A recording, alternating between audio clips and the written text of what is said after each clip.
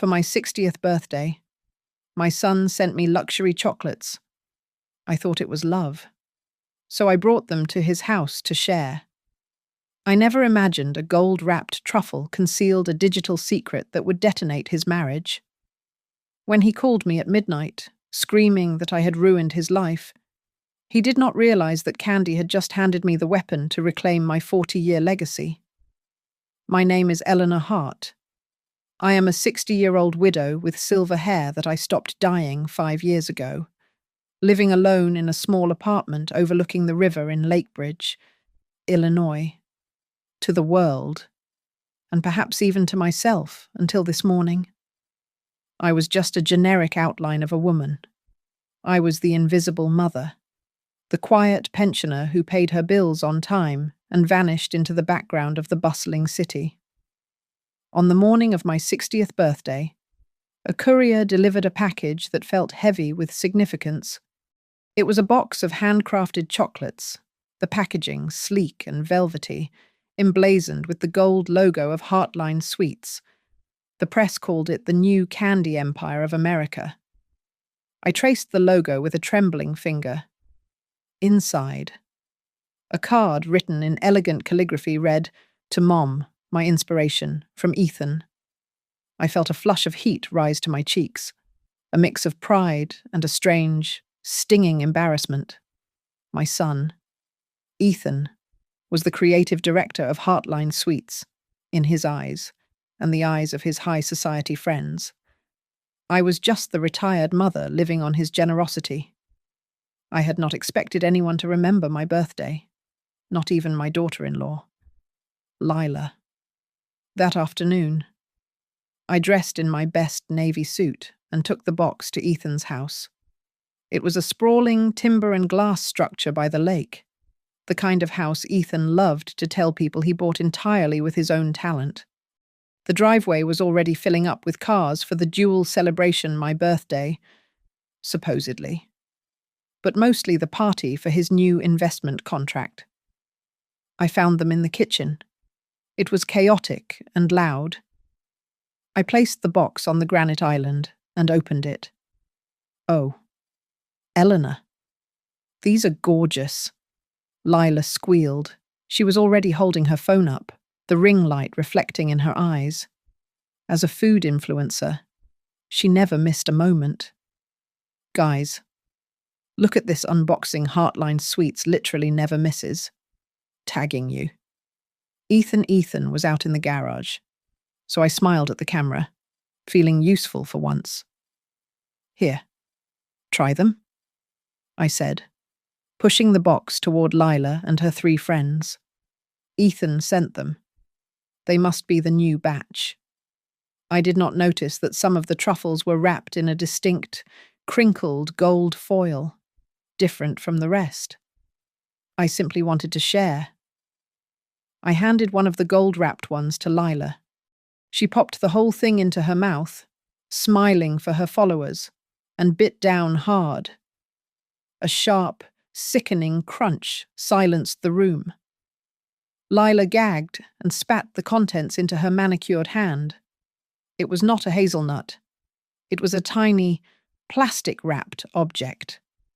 She peeled away the chocolate-smeared plastic to reveal a small black USB drive. Is this a marketing stunt? Lila laughed, though her eyes looked confused. Ethan is so extra, let's see what the hidden message is.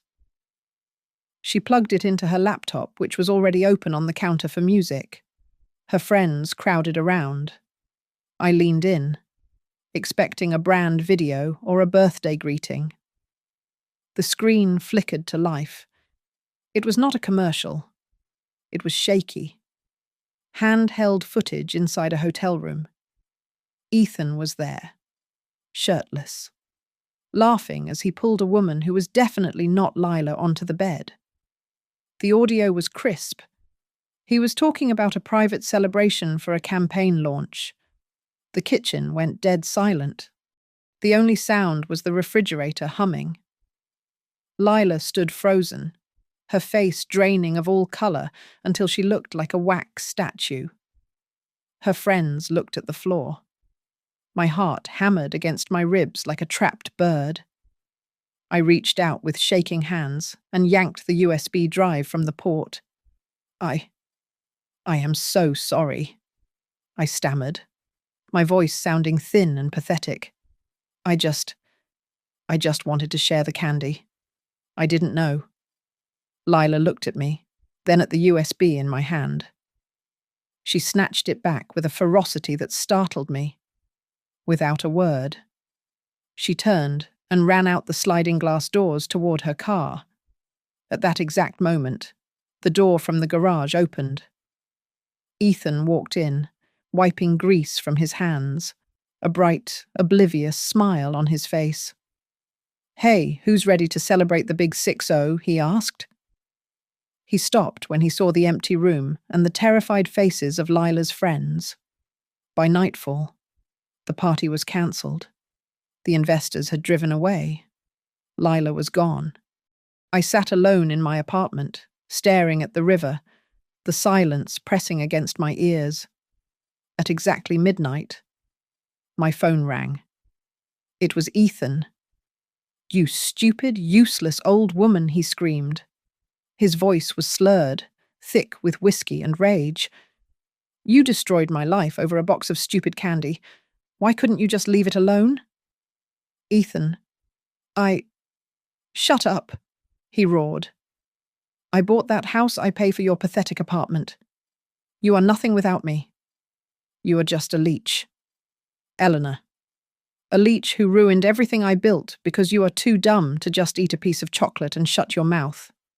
I held the phone away from my ear as he listed every dollar he thought he had wasted on me, every moment he regretted being my son. He did not know that the recording app on my phone was running. He did not know that 40 years of sacrifice were evaporating with every word he spat. And he certainly did not know that the candy he bought with my money had just given me the leverage to take back everything. The line went dead, but Ethan's voice continued to scream in my head. Leech. Useless. Nothing. I sat in the velvet armchair by the window, watching the lights of Lakebridge reflect on the black water of the river. My hands were still trembling, not from fear, but from a cold, hard rage that was slowly solidifying into something useful. My son thought I was a passenger in his life. He thought the luxury he swam in was generated solely by his brilliance, while I was just the old woman who smelled like sugar and fatigue. He did not know that for 40 years. I had been the ghost in the machine. My mind drifted back to Mapleford, a town that smelled of rust and wet cardboard. I was 20 years old then, working the graveyard shift at a canning factory. My hands were always raw from the lye and the steam, but every morning, instead of sleeping, I stood over a battered copper pot in my tiny kitchen, stirring butter and brown sugar, trying to recreate my grandmother's toffee recipe. Then came Daniel. He was a truck driver with calloused hands and a mind that worked faster than a calculator.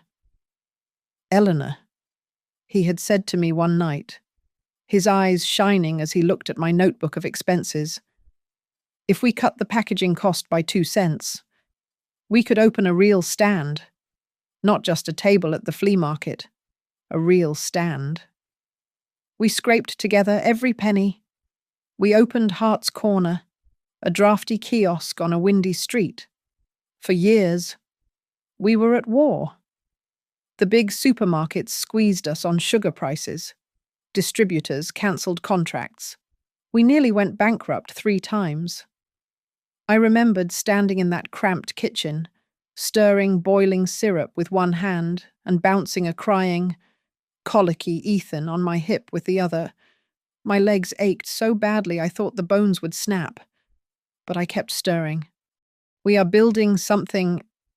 L," Daniel would whisper when the nights got too hard. For him. For the boy. But the winter Ethan turned 5. The roads iced over. Daniel's truck skidded off the highway, just like that. I was a widow at 32, left with a mountain of debt and a half-finished dream. The vultures came immediately. Sugar Crown Foods, a massive conglomerate, offered to buy the recipe for a pittance.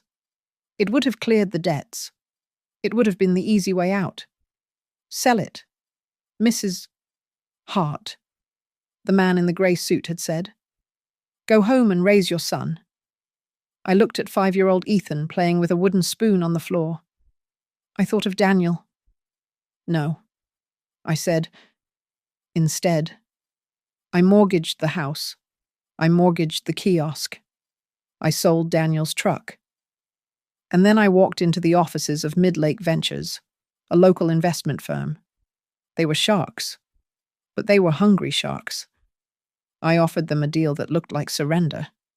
They would pump in the capital to launch Heartline Sweets Daniel's name for the future company, and they would take 60% of the shares. They thought they owned me. They did not read the fine print of the addendum I had spent 3 sleepless nights drafting with a library law book. Are you sure about this clause? Eleanor, the young lawyer, had asked me back then. Yes. I had replied. The veto clause. No changes to the core product formula without my signature. And the buyback right. If profits hit a certain margin, I get first refusal on equity. They signed it because they thought a widow from a canning factory would never generate enough profit to trigger a buyback. They were wrong. For the next 20 years, I lived a double life. By day, I was listed as a production supervisor. I wore a hairnet and checked temperatures. I came home smelling of burnt caramel, so Ethan would see a mother who worked hard for a paycheck. I wanted him to be hungry. I wanted him to build his own character. The boss's company is doing well this quarter. I would tell him over a dinner of macaroni and cheese, maybe I will get a small bonus. I never told him that after he went to sleep. I sat at the kitchen table with lawyers and accountants, ruthlessly negotiating supply chains and acquisition deals. I never told him that I was the one who fired the CEO in the 90s for embezzlement. I never told him that the leech he despised was the heart pumping blood through the entire empire. I looked down at my hands now. They were wrinkled, but they were the same hands that had built a kingdom from a copper pot. You want to see who pays the bills? Ethan, I whispered to the empty room. I think it is time I showed you the receipt. I dragged the heavy steel safe from beneath my bed, the metal casters scraping against the hardwood floor. My fingers, usually steady when piping icing or signing checks, fumbled with the combination dial. Inside lay the spine of my existence, a thick, leather-bound portfolio that smelled of old paper and legal determination. I flipped past the yellowing pages of the original incorporation papers to the most recent certificate. It was dated just last month. There, in stark black ink, was the reality that neither Wall Street nor my own son suspected. Shareholder Eleanor M. Hart. Ownership 62%. For 10 years. I had been quietly buying back equity from the venture capitalists, leveraging the dividend clauses I had fought for when Daniel died. Below my name was the title I had forced the lawyers to redact from public filings, abbreviating it simply to E.M. Hart on all external documents, chair of the board, to the world. Heartline Sweets was run by Ethan and a boardroom of young, aggressive men in slim-fit suits. To the ledger, it belonged to the ghost they ignored. I closed my eyes. The memory of Ethan's inauguration gala 2 years ago washing over me like cold water. He had stood on the stage, bathed in a spotlight, holding a microphone with the ease of a rock star. I am the son of a factory worker, he had declared, his voice thick with practiced emotion. My mother packed boxes so I could build an empire. This success, is a testament to rising above your station. I had been standing at the very back of the banquet hall, wearing a grey cardigan and a laminated guest badge that read E. Hart, Staff Guest. I had clapped until my palms stung, swallowing the urge to walk up to the podium and whisper that the factory worker had approved his budget increase that very morning. The silence of my apartment was broken by the playback of the recording on my phone. I had pressed the record button out of instinct during his midnight call, a habit from decades of documenting verbal agreements with slippery sugar suppliers. Ethan's voice filled the room again, distorted by alcohol and pure venom. You don't pay a dime for this house. You eat the food that I buy my sweat, my tears. Bought that candy, I flinched, the words still sharp enough to cut. But I forced myself to listen past the insults, past the cruelty, to the terrified rambling at the end of the call. That USB, it wasn't just pictures. You stupid old woman, the sweet global draft. The buttercoal formula transfer. It was all on there if they find out. If the board finds out I was selling the recipe. I hit pause. The room seemed to tilt on its axis. The buttercoal formula. It was the backbone of our company. The unique toffee charcoal blend Daniel and I had perfected in our kitchen. It was the one secret I had sworn never to sell. And suddenly, the pieces of the birthday candy puzzle snapped together with a terrifying clarity. The box of chocolates had not been a gift for me. It was a courier package. Ethan had hidden the USB drive inside a piece of candy, intending to pass it to someone at the party, perhaps Lila, perhaps a mole from Sweet Global under the guise of a birthday treat. He needed to get the data out of his house and into the hands of our biggest competitor without leaving a digital trail on the company server. By opening the box and sharing it, I had not just exposed his infidelity, I had intercepted a corporate assassination.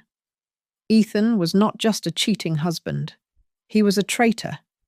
He was attempting to sell the proprietary formula to Sweet Global, a move that was explicitly forbidden by the veto clause in the company bylaws, a clause that required the signature of the chair. My signature. Since he could not get my signature, he was going to sell it on the black market of industrial espionage. He said I ruined everything. I whispered to the empty air. I stood up and walked to the window. The reflection staring back at me was not the trembling mother who had cried over a box of chocolates hours ago. It was the woman who had stared down bankruptcy lawyers in 1992. It was the woman who had fired a CEO for skimming 2% off the logistics budget. Ethan was right about one thing. He had built a life on a story, but he had forgotten who wrote the book. You wanted to sell us out. Ethan, I said, my voice dropping to a low, cold register that I had not used since I negotiated the Mid-Lake buyout. You wanted to trade your father's legacy for a quick payout behind my back. You think you are the king because you sit in the big chair. I looked at the share certificate one last time before locking it back in the safe. It is time to remind you who owns the throne. Dan. I murmured to the memory of my husband. He is going to learn that the hand that feeds him can also starve him. The morning sun hit the pavement with a harsh, grey light as I walked into the Rusty Spoon, a cafe 3 blocks from the river and miles away from the glass and steel headquarters of Heartline Sweets. I sat in the back booth, wearing a nondescript raincoat. 5 minutes later, Nora Gaines slid into the seat opposite me. She was the only person left in Lakebridge who remembered me as the woman who used to scrub sugar vats, not just the silent shadow at board meetings. I pushed a printed stack of documents across the table. They were scans of the files from the USB drive. Lila had emailed them to me at 3 in the morning. Her message had been brief, written in the panic of a woman watching her world dissolve. I do not know who to trust anymore, but I am sending you this because I do not think you would sell what belongs to you. Nora put on her reading glasses. She read in silence for 10 minutes, her expression shifting from professional curiosity to alarmed focus. When she finally looked up, her face was pale. "Eleanor," she said, keeping her voice low, This is a disaster. This is a draft agreement to transfer the Buttercoal formula to Sweet Global. It is dated 2 days ago. And here, he has signed it as acting CEO with full authority. The bylaws explicitly state he does not have that authority without the chair's countersign. I know, I said, sipping my black coffee. It is a breach of fiduciary duty. It is grounds for immediate termination for cause. And if Sweet Global knew he did not have the rights, they would sue us for fraud for wasting their time. Nora took off her glasses. "What do you want to do? I want you to prepare 3 documents," I said, my voice steady. First, a formal notice summoning an emergency board meeting for 48 hours from now. Sign it with my full title. Second, a motion to suspend Ethan Hart's executive powers pending an internal investigation. And third, a cease and desist letter to Sweet Global, referencing the veto clause. Nora hesitated. She reached across the table and touched my hand.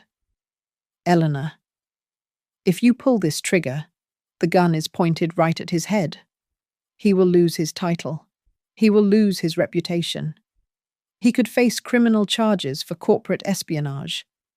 You are not just firing an employee. You are dismantling your son." I looked at the steam rising from my cup. I thought about the smell of burning sugar in our old kitchen. I thought about Daniel dying on an icy road to keep this company alive. He forced me to choose.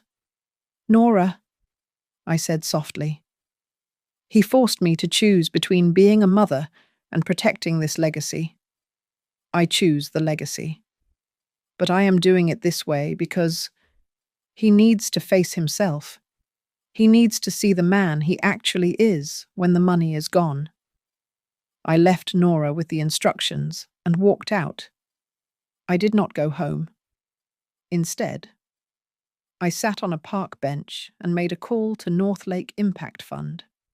They were a conservative, ethical investment group that Ethan had mocked last year. He had called them dinosaurs because they cared about supply chains more than Instagram aesthetics. "This is Eleanor Hart," I told the surprised director on the other end. "I would like to discuss a pivot for Heartline Sweets. We are moving away from the lifestyle brand image. We are going back to our roots. Fair trade. Sustainable. The Mapleford story. I think you might be interested in hearing the real pitch." By the time I returned to my apartment, I felt a cold, clinical efficiency taking over. I logged into the company's administrative portal using my master access, a key Ethan did not even know existed. I navigated to the procurement system. With 3 clicks, I removed Ethan Hart from the list of final approvers for contracts over $10,000. The system updated instantly. He would not get a notification until he tried to sign something and the screen turned red. I sat at my desk and opened my email. I typed a message to Lila. I did not ask where she was. I did not apologize for the chaos. I simply wrote, "If a day came when Ethan was forced to choose between money and the truth, what do you think he would choose?" The reply came 2 minutes later. "I have already seen him choose. Mum." I closed the laptop. I took my checkbook out of the drawer. It was the day my quarterly dividends usually cleared. A substantial sum. Enough to buy a new sports car or a vacation home. Ethan usually spent his bonus before it even hit the account. I wrote a check for the entire amount. I made it payable to the Mapleford Community Scholarship Fund. In the memo line, I wrote for children who need a chance, not a handout. I sealed the envelope. It was a small gesture, but it was the first brick in the wall I was building between my son and the easy life he thought he was entitled to. I was not just taking his power. I was redirecting the flow of the river, leaving him stranded on dry land. I can imagine how his morning began. He surely woke up in that hollow, timber-framed house, the silence pressing in where Lila's laughter used to be. There was no coffee brewing, no camera shutters clicking, just a notification on his phone that hit harder than a hangover emergency board meeting. Subject: unauthorized transactions regarding Sweet Global. He drove to the office, likely convincing himself it was a glitch or a misunderstanding he could charm away. But when he sat at his desk and logged in, the system fought back. He tried to approve a standard vendor payment, but the screen flashed red. Authorization denied. Level 5. Clearance required. He must have slammed his fist on the desk, but the machine did not care. His digital keys had been confiscated. He walked into the boardroom at 10 o'clock sharp, wearing his best Italian suit, armed with a smile that didn't reach his eyes. He thought he could bluff. He thought he was still the king. Nora did not give him the chance to speak. She simply pressed a button, and the projector lit up the wall. There it was, the draft contract with Sweet Global. The clause transferring the Buttercoal rights highlighted in neon yellow. This document indicates an intent to sell proprietary assets, Nora said, her voice dry as parchment. And it is signed Acting CEO with full authority. The bylaws state you do not hold that authority. Ethan laughed, a nervous, cracking sound. Come on, Nora. It is just a draft, a leverage play to get better distribution rates. I was going to run it by the board eventually. Ravi Patel, one of the oldest board members, leaned forward, his eyes narrowing. Did you seek the chair's approval before drafting a sale of the core formula, the veto clause? Ethan waved a dismissive hand, his arrogance returning. The chair must... We all know the chair is just a legal formality, a rubber stamp on a piece of paper. She does not even know how to read a balance sheet. The chair is not a formality, I said, pushing open the heavy oak doors. I stepped inside. I was not wearing my usual grey cardigan or the sensible slacks I wore to visit the factory floor. I was wearing a navy suit, tailored and sharp, one I had not worn in 15 years. I walked to the head of the table, the heels of my shoes clicking rhythmically against the floor. Ethan froze. His face went slack, his mouth hanging open as his eyes darted from me to the empty seat at the head of the table. Mom, he stammered, his voice small and incredulous. What are you? This isn't the place. You shouldn't be here. Nora stood up. Gentlemen, may I introduce the chair of the board, Eleanor M. Hart.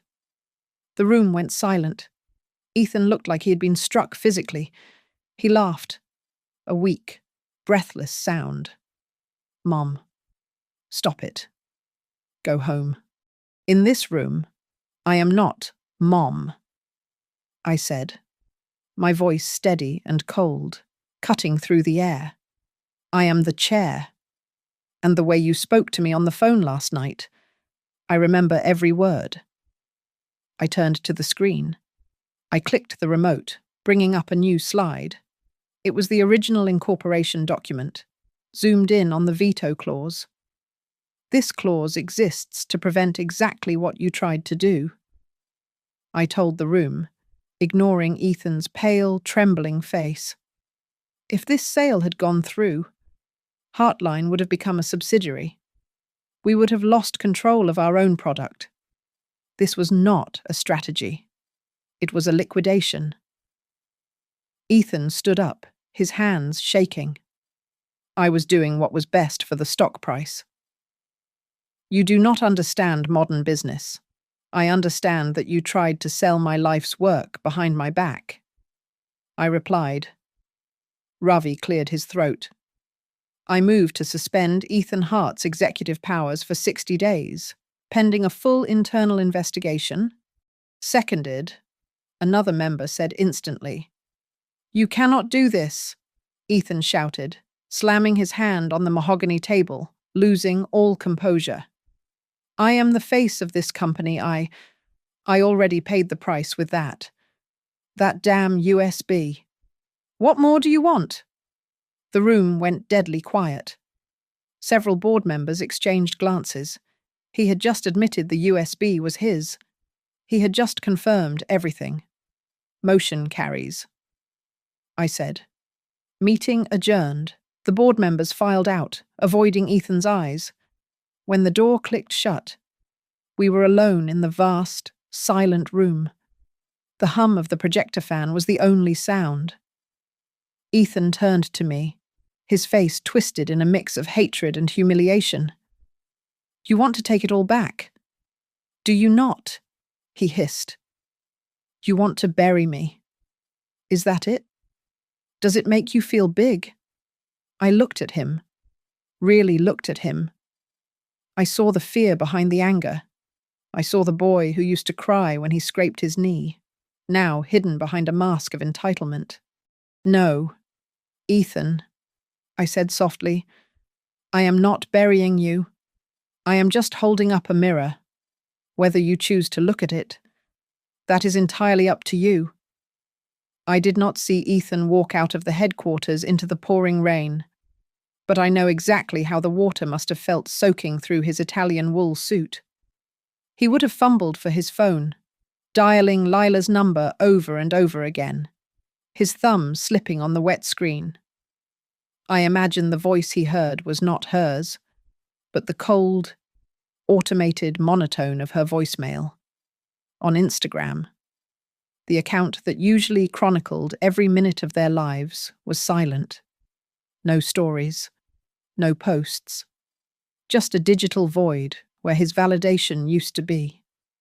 When he arrived at the lake house, the silence must have been deafening. The closet in the master bedroom was open, hangers clattering against each other like wind chimes. Lila was gone. On the granite island, where we had opened that cursed box of chocolates only 24 hours earlier, sat a single sheet of paper. You used me, and you used your mother's company for deals I was never told about. I do not want to be part of that. I can picture him pouring a drink, his hands shaking, telling himself it was all a misunderstanding. But the phone buzzed on the counter. It was not Lila. It was a message from the vice president of Sweet Global. They were demanding confirmation on the formula transfer, attaching a screenshot of an old email Ethan had sent them. Ignore the old lady. She is just a puppet. Just send the papers. Those words, glowing on his screen, must have burned. For the first time, as the whiskey burned his throat. Ethan had to reconcile the puppet he mocked with the woman who had just stripped him of his power in under 10 minutes. While my son sat in the wreckage of his ego, I was driving 2 hours west, back to where it all started.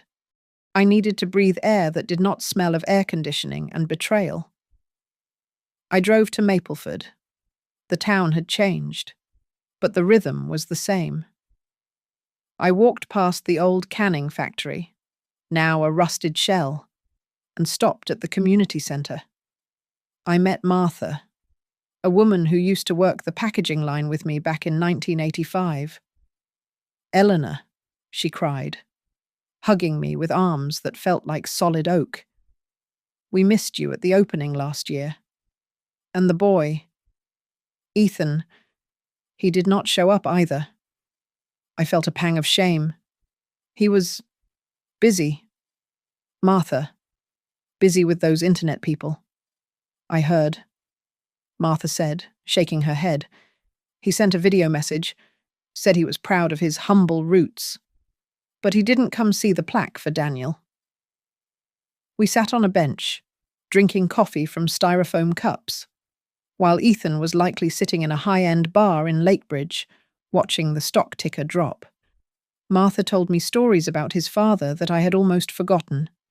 Do you remember the blizzard of '88? Martha asked, her eyes crinkling. The boiler was going to explode. Daniel made us all go outside. He went back in with a wrench and a prayer. He said, "If this goes, nobody gets paid this week." He risked his life for a week of wages for us. I nodded, tears pricking my eyes. I remember. Does the boy know that she asked gently? Does he know his father paid our wages out of his own pocket that winter, even when you two were eating instant noodles? The realization hit me harder than the rain. Ethan did not know. I had never told him. I had shielded him from the grit, polishing the history until it shone like gold. And in doing so, I had denied him the truth of his own inheritance. He thought Heartline was built on clever branding and nice packaging. He did not know it was built on Daniel's frozen hands and my sleepless nights. I made a mistake. Martha, I whispered. I gave him the kingdom. But I never taught him how to lay the bricks. I left Martha and walked to the small iron bridge that spanned the creek running through town. The water below was murky and fast. I reached into my pocket and pulled out the USB drive. It felt heavy, hot in my palm. This small piece of plastic held the proof of my son's crime. If I gave it to the authorities, he would go to prison. If I destroyed it, I was covering up a corporate felony.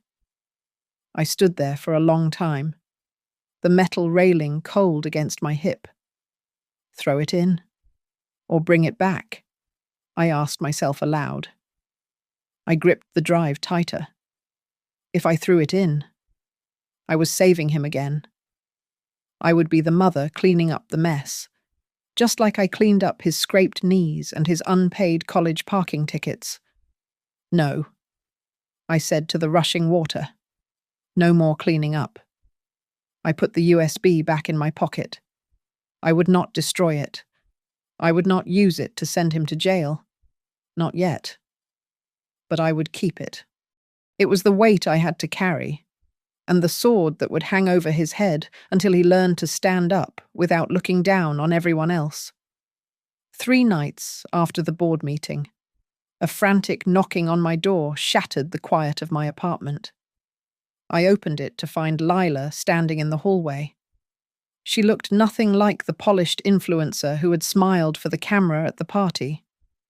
Her makeup was gone. Her hair was tied back in a messy knot, and she was clutching a laptop and a thick stack of papers against her chest. I did not know where else to go, she said, her voice trembling. But you need to see this. I let her in. She set the laptop on my small dining table and booted it up. After the party, before I ran out, Lila said, staring at the screen. I copied the USB. I had a gut feeling that it was not just about another woman. Ethan has been acting strange for months, secretive. She clicked on a folder named Birthday Secrets. It was the campaign title Ethan had pitched to the board as a viral marketing strategy. But inside, there were no ad mock-ups or social media schedules. It was a labyrinth of hidden subfolders.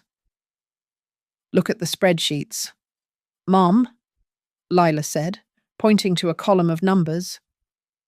He was moving money, He took $200,000 from the marketing budget and wired it to a shell account in the Caymans. He listed it as consulting fees for the campaign. My stomach turned. Embezzlement. But Lila was not done. He used me, she whispered.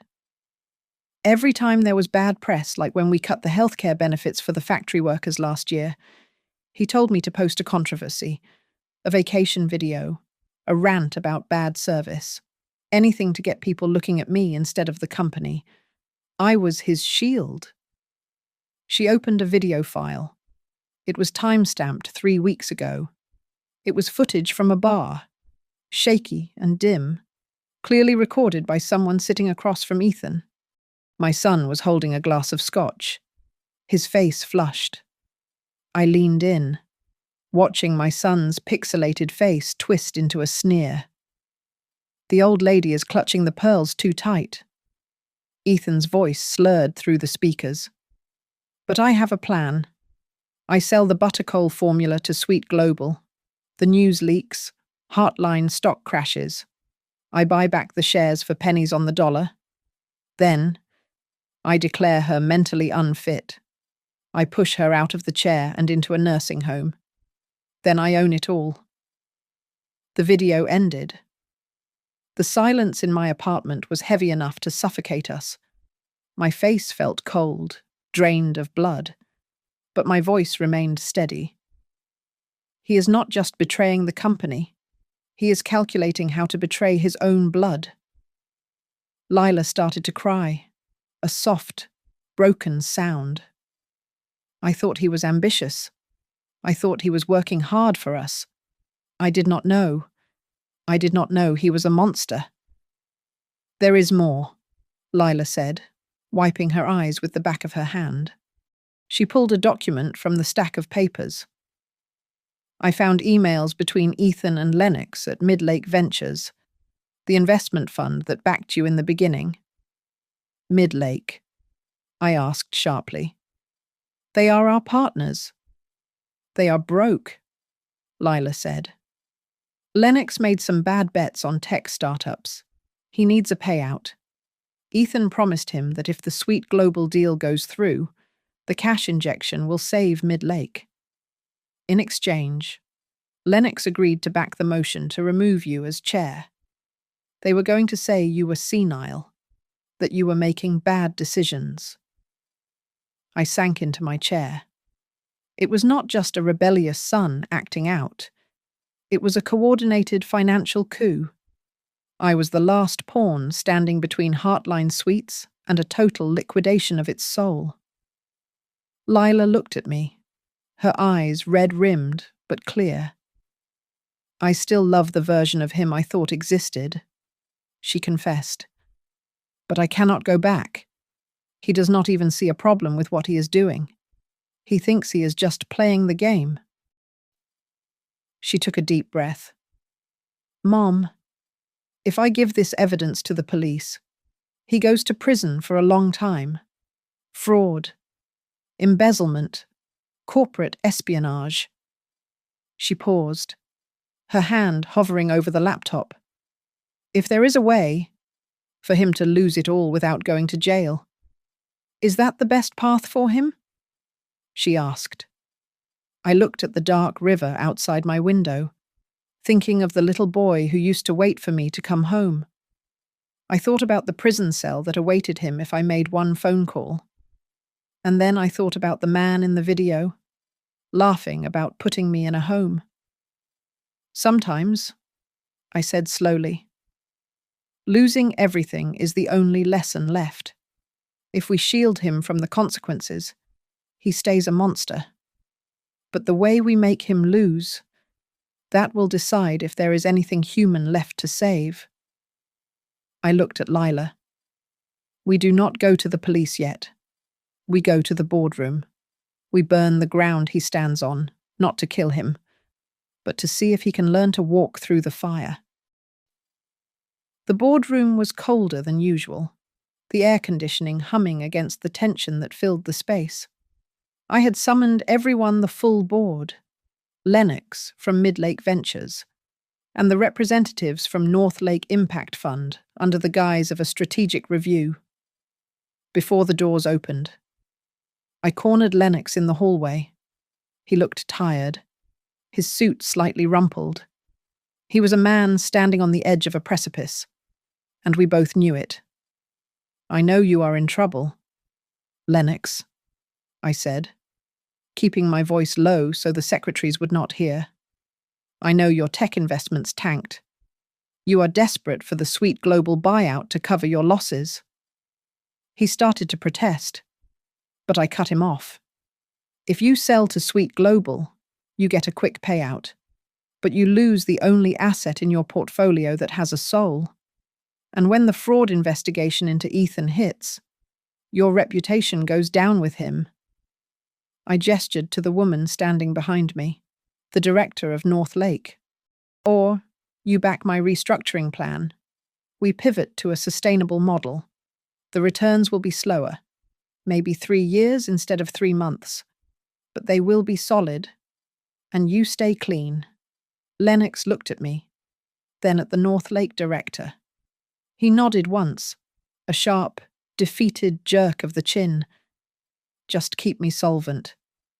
Eleanor." We entered the room. Ethan arrived 2 minutes late. He looked exhausted, dark circles under his eyes that concealer could not hide, but he walked with a swagger that seemed brittle. He scanned the room, saw Lennox, and smirked. He clearly thought the cavalry had arrived to save him. "I am glad we are finally talking strategy," Ethan said, taking a seat at the far end of the table, opposite me. "I assume this is where we discuss the misunderstanding about my suspension. Sweet Global is ready to wire the funds as soon as I sign." I did not answer. I simply pressed the remote in my hand. The screen behind me lit up with a title slide, Broad River Project, Proposed Partnership with Sweet Global. Ethan sat up straighter, pointing a finger at the screen. "Exactly. This is what I have been trying to tell you people. This is the future." "Is it?" I asked. I clicked the remote again. The slide flipped. Now it showed the raw text of the contract Ethan had secretly drafted. But the Sweet Global logo was crossed out in thick, red digital ink. Highlighted in yellow were the clauses he had tried to bury: the transfer of the Buttercoal formula, the sale of the Mapleford plant, and the unauthorized use of his title. Ethan froze, his hand still in the air. Nora stood up. She did not look at Ethan. She looked at the board. "The internal investigation is complete. We found a trail of unauthorized transactions. $200,000 was moved from the marketing budget to a shell company in the Cayman Islands. The account is registered to an alias that traces back to Ethan's personal email." The room gasped. It was not a polite gasp. It was the sound of oxygen leaving the room. That is consulting fees," Ethan stammered, sweat breaking out on his forehead. "For the rebrand, I had to pay the consultants off the books to keep it quiet. It is embezzlement." "Ethan," Nora said flatly. "And combined with the unauthorized sale of intellectual property, it is enough to send you to federal prison for 10 to 15 years. Ethan looked at Lennox, his eyes wide with panic. "Lennox, tell them we had a deal. You know this was the only way to save the valuation." Lennox did not make eye contact. He studied his fingernails. "I did not agree to fraud, Ethan. I agreed to a business deal. This is theft." Ethan slumped back in his chair, looking like a marionette whose strings had been cut. I walked around the table until I was standing right next to him. I placed a thin folder on the table in front of him. "I am offering you a choice," I said. The room was so quiet I could hear the hum of the hard drive in the laptop. We do not call the prosecutor. We do not release the evidence of the embezzlement or the corporate espionage. Ethan looked up, a flicker of hope in his eyes. You? You are dropping it. I said, I am resolving it. You will resign immediately. You will sell your entire stake in Heartline Suites, the shares I gifted you over the last 10 years, back to the company for a symbolic price of $1. And you will sign a non-compete agreement barring you from the confectionery industry for 5 years. $1, Ethan shouted, standing up so fast his chair tipped over. You are trying to erase me. I built this brand's image. You want to leave me with nothing. You did that yourself. Ethan, Lennox said from across the table. His voice was quiet but harsh. She is giving you a way out where you do not end up in a cell. Take the deal. The representative from Northlake cleared her throat and stepped forward. Mr. Hart, if you sign, we are prepared to inject capital immediately to convert the Mapleford facility into a community heritage center. We will rebuild Heartline as the most ethical brand in America. Your resignation will be framed as a personal health sabbatical. Your reputation stays intact, even if your bank account does not. Ethan looked at the papers, then at me. He looked trapped. A wild animal realizing the cage door was open, but the wilderness outside was terrifying. Why, he asked, his voice cracking. Why not just fire me? Why humiliate me like this? I leaned in close, so only he could see the steel in my eyes. Because you need to know what you are worth when you cannot buy your way out of trouble, I said. So, what do you choose? Ethan, fast money and a prison sentence? Or do you lose everything today for a small chance to start over as an honest man? Every eye in the room was fixed on him. The pen lay on top of the resignation letter, waiting. Ethan stared at the document for a long, agonizing minute. His hand hovered over the signature line, the expensive fountain pen trembling between his fingers. He looked at the federal statute Nora had left open on the table, then back at the resignation letter. I do not want to go to jail, he rasped, his voice sounding like it belonged to a child, not a man of 35. He pressed the pen to the paper. The scratch of the nib was the only sound in the room. With a few jagged strokes, he signed away his title, his shares, and the false identity he had worn like a second skin. He was no longer the visionary creative director. He was just a man with a severance package of exactly $1. Nora collected the papers efficiently. The board members filed out, leaving a wake of awkward silence. Lennox gave Ethan one last pitying look before closing the heavy oak door. We were alone. The air conditioning hummed, but the room felt stifled. Ethan slumped in his chair, staring at his hands.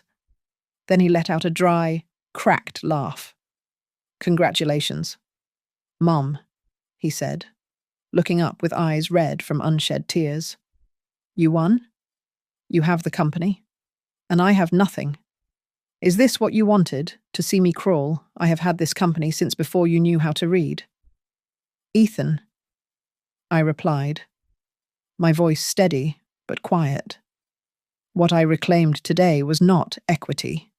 It was the soul of this business. And what you lost, it was not a job. It was a lie. A story you told yourself until you actually believed you were a king. Ethan slammed his hand on the table, the sudden violence echoing off the walls. Because you let me believe it. You stood in the back. You let me play the big shot while you scrubbed the flaws in your mind. Did you enjoy it? Did you get a kick out of watching me brag about buying the lake house when you knew you could buy and sell me 10 times over? His voice broke, shifting from anger to a deep, confused hurt. You made me look like a fool. I looked at him, and for the first time in years, I did not see the CEO. I saw my son, and I saw my own failure reflected in his face. You are right, I admitted, the weight of the truth settling on my shoulders. I thought silence was humility. I wanted you to build your own strength, so I did not tell you this is mine. I thought if I stayed in the shadows, you would learn to shine on your own. But I was wrong. My silence did not make you strong. It made you delusional. I walked over to the window, looking out at the city skyline. But on my birthday, when you told me I was eating candy bought with your sweat, I realized who that delusion had turned you into. You despised me because you thought I was weak. You respected only the money, not the work. I never thought you built it. Ethan stammered, his anger draining away, replaced by shock. I thought Dad left us a little money and you got lucky. I thought, if I did not look successful, if I was just a worker like you would be disappointed. I turned back to him. Ethan, your father did not leave us money. He left us debt. When he died on that icy road, I had creditors banging on the door before the funeral was over. I told him then. I told him about the veto clause I fought for with teeth and nails. I told him about the nights I slept on a folding chair in the factory office because I did not have gas money to drive home twice a day. I told him about the Midlake deal, how I traded my pride for capital but kept the power. Every brick of this place, I said, my voice trembling slightly, is cemented with something real, not marketing, not hype, survival. Ethan listened, his face crumbling. The arrogance that had defined him for a decade washed away, leaving him looking small and terrified. I was going to sell it, he whispered, tears finally spilling over. I was going to sell the thing you and Dad died for, just to prove I was smart, just to get a win. He looked up at me, his expression full of shame. Mom, I even used your birthday box, the USB. I put it in the candy because I knew you would bring it to the party. I used your gift as a mule for my smuggling. The confession hit me like a physical blow. It hurt more than the embezzlement. It was a violation of the one pure thing between a mother and son. I wanted to go to him. I wanted to hug him and tell him it would be all right. But I stayed where I was. If I comforted him now, he would never learn. You will have to live a long time without anything sweet in your life. Ethan, I said, my voice hard but not cruel. That is the lightest punishment I can give you. You are going to taste the bitterness of starting over. I picked up my purse and walked to the door. I paused with my hand on the handle. If one day you want to speak to me as two adults, not as a CEO talking to a worker, and not as a child talking to an ATM, then call me. But do not call me at midnight, and do not scream. I walked out, leaving him alone in the big, empty room that no longer belonged to him. A few weeks later, the business pages were splashed with headlines that must have stung my son's eyes if he dared to look at them. Heartline Sweets returns to roots, they read. The matriarch steps out of the shadows. There were no more glossy photos of Ethan in bespoke suits. Instead, the articles featured a picture of me, standing in the middle of the newly renovated Mapleford factory floor, wearing a hard hat and laughing with the shift supervisor. The narrative of the genius male founder had been scrubbed clean, replaced by the truth of a 60-year-old widow who had held the line for decades. Ethan was living a very different reality. He had moved into a studio apartment in the industrial district of Lakebridge, a place where the radiators clanked and the view was a brick wall. He was working as a freelance packaging designer, strictly forbidden by our agreement from touching anything related to the confectionery industry. He was pitching logos for coffee shops and handmade soap stores, and from what I heard through the grapevine, he was getting rejected more often than he was hired. One rainy Tuesday night, I sat by my window watching the storm churn the river. I looked at the clock. It was 11:59 at night. I imagined him sitting in that cramped room, staring at his phone, remembering the call he made on this exact night, at this exact time, weeks ago. The shame must have been a heavy blanket. He probably wondered if he even had the right to touch the dial pad anymore. At exactly midnight, my phone buzzed. I jumped. But the name on the screen was Lila. I answered. Her voice was bright, lighter than I had heard it in years. She told me she had just signed a contract with a small organic food startup, not as an influencer, but as a marketing consultant. They want to hear about real business ethics. "Mom," she said. I was hoping. "Maybe you could come speak to the team sometime." I smiled, promising her I would think about it. We hung up, and I went to the kitchen to brew a cup of herbal tea. The phone buzzed again. I froze. The kettle whistled low in the background. I looked at the screen. It was a number I knew by heart, but one that had been silent for 40 days. Ethan. My heart hammered against my ribs, a fast, anxious rhythm. My hand hovered over the device. It was midnight again. Was he drunk? Was he calling to scream at me again? To blame me for his small apartment and his empty bank account? I took a breath, steadied my hand, and swiped. Accept. "You are calling at this hour," I said, speaking before he could utter a sound. "That means you have decided to talk, not to scream. If you raise your voice, even once, I will hang up, and I will not answer again." There was a long silence on the other end. All I could hear was his breathing, shaky and uneven. I am not going to scream," Ethan said. His voice was quiet, stripped of all its old bravado. "I am sorry, Mom." It was not the casual apology of a man who bumped into a table. It was the heavy, broken apology of a man who had looked in the mirror and hated what he saw. "I am sitting on my bed," he continued, his voice trembling. "It is the only piece of furniture I have besides a desk. I turned down a job today. A discount candy company wanted me to design a wrapper that looked exactly like heartlines. They offered me $5,000. I have $40 in my account." I gripped the phone tighter. And I told them no," he whispered. For the first time in my life, I understood what it felt like to sell something cheap that should be valuable. I couldn't do it. I did not offer to send him money. I did not tell him I was proud. Not yet. Instead, I told him about the future.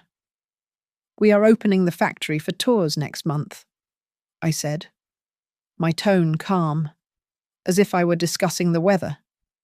"We are teaching local children how to make toffee. The profits are going into a scholarship fund for trade schools. We are building something that lasts." Ethan was silent for a moment. I do not have a place there anymore." "Do I?" "No," I answered honestly. "You do not." "Right," he said, the word choking him. "But," I added, watching the steam rise from my tea, "you can come to Mapleford one day. You can buy a ticket like everyone else." You can stand outside the glass observation wall and look at the production line where your father stood for 12 hours a day. You can watch the work. I paused. And if, after you watch, you still want to speak to me, send me a text first. I will come out. Not as the chair of the board, but as a woman who has finally learned that loving someone does not mean giving them everything they ask for. Okay. He wept softly. Okay.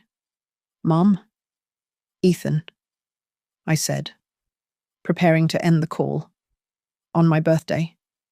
You called to demand I pay the price for sharing your candy? Tonight? You called to face a life where there is no free candy. That is the latest birthday gift you have ever given me, but it is the only one that counts. I ended the call. I sat back in my chair and took a sip of the tea.